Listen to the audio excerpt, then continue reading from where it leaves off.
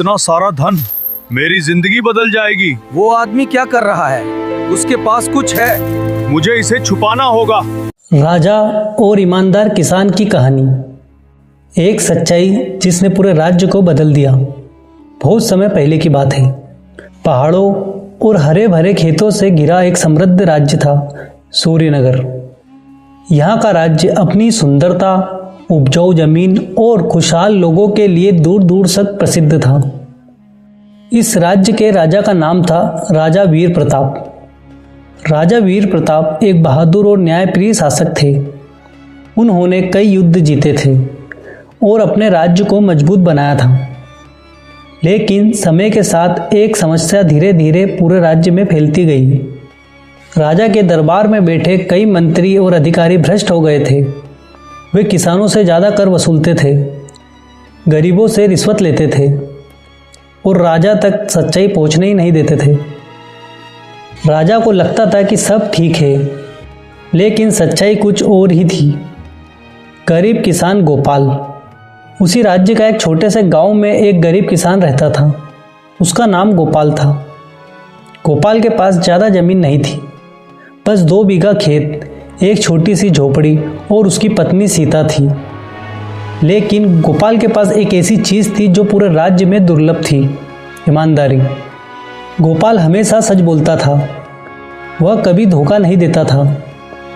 गांव के लोग अक्सर कहते थे, अगर दुनिया में सच्चाई का कोई चेहरा है तो वह गोपाल है। लेकिन सच्चे लोगों की जिंदगी अक्सर आसान नहीं होती। एक साल राज्य में बारिश कम हुई, नदियाँ सूखने लगी, कुएं खाली होने लगे, खेतों की फसलें खराब होने लगी। गोपाल के खेत की हालत भी खराब हो गई। उसकी फसल लगभग खत्म हो चुकी थी। घर में अनाज भी बहुत कम बचा था।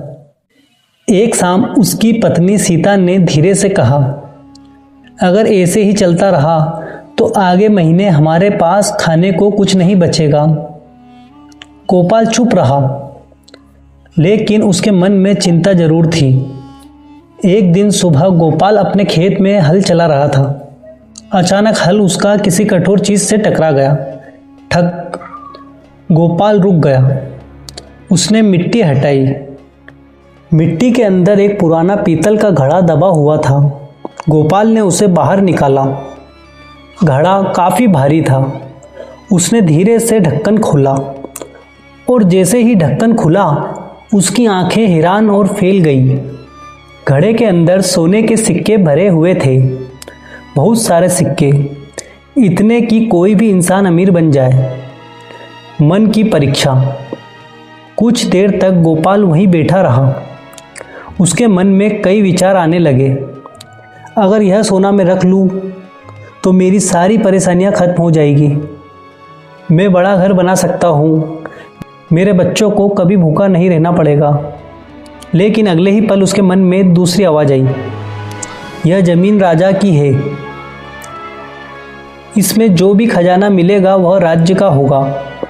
गोपाल ने गहरी सांस ली और धीरे से कहा, जो मेरा नहीं है उसे रखना चोरी है। उसने घड़ा उठाया और धीरे राजमहल की ओर चलना प्रारंभ किया। राजमहल पहुंचकर गोपाल ने सैनिकों से कहा, मुझे राजा से मिलना है। सैनिक हंस पड़े। राजा से मिलना इतना आसान नहीं है। लेकिन जब सैनिकों ने उसके हाथ में घड़े में सोने को देखा तो बात दरबार तक पहुंच गई। गोपाल को दरबार में बुलाया गया। दरबार में राजा वीर प्रताप अपने सिंहासन पर बैठे हुए थे।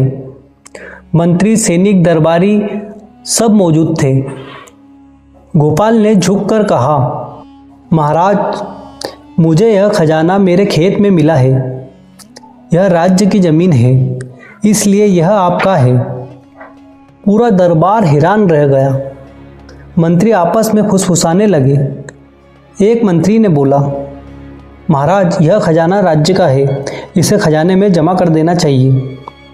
लेकिन राजा गोपाल को ध्यान से देख रहे थे। उन्होंने पूछा, गोपाल, अगर तुम चाहते तो यह सोना खुद रख सकते थे, फिर तुम यहाँ इसे क्यों लेके आए? गोपाल ने शांत स्वर में कहा, क्योंकि यह मेरा नहीं है। अगर मैं इसे रखता तो मेरी आत्मा कभी भी मुझे माफ़ नहीं करती। दरबार में सन्नाटा छा गया। राजा की परीक्षा। राजा ने कुछ देर सोचा, फिर बोले, अगर मैं यह सोना तुम्हें दे दूं तो? गोपाल मुस्कुराया। महाराज, अगर यह आपका आदेश होगा तो मैं इसे स्वीकार जरूर करूंगा, लेकिन मैं इसे कभी अपना अधिकार नहीं मानूंगा। राजा की आंखों में चमक आ गई। सच्चाई का असर। उस दिन राजा ने एक बड़ा फैसला लिया। उन्होंने घोषणा की, आज से इस किसान गोपाल को राज्य का सबसे ईमानदार नागरिक घोषित किया जाता है और यह सोना उसी का होगा। पूरे दरबार में तालियां गूंज उठी, लेकिन असली बदलाव अभी बाकी था। राजा को सच्चाई पता चलती है।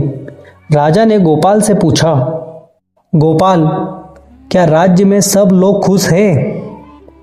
गोपाल कुछ देर चुप रहा, फिर बोला, महाराज, अगर आप सच सुनना चाहते हैं तो राज्य में बहुत अन्याय हो रहा है। दरबार में हलचल मच गई। मंत्री परेशान हो गए। गोपाल ने बताया, कैसे अधिकारी किसानों से ज़्यादा कर वसूलते हैं, कैसे गरीबों से रिश्वत ली जाती है, कैसे लोग डर के कारण सच्चाई नहीं बोलते। राजा स्तब्ध रह गया। राजा को पहली बार असली सच्चाई पता चली। बड़ा बदलाव। अगले ही दिन राजा ने कई भ्रष्ट अधिकारियों को पद से हटा दिया। नई व्यवस्था बनाई गई, कर कम कर दिया गया और गोपाल को राज्य का सलाहकार बना दिया। धीरे धीरे पूरे राज्य में बदलाव आने लगा। लोग खुश रहने लगे, न्याय मिलने लगा। अंतिम दृश्य। कुछ साल बाद सूर्यनगर फिर से खुशहाल राज्य बन गया। एक दिन राजा ने दरबार में कहा, इस राज्य को बदलने वाला कोई सैनिक नहीं, कोई मंत्री नहीं, बल्कि एक गरीब किसान की ईमानदारी है। गोपाल विनम्रता से झुक गया। सीख। एक सच्चा इंसान अकेले ही पूरे समाज को बदल सकता है।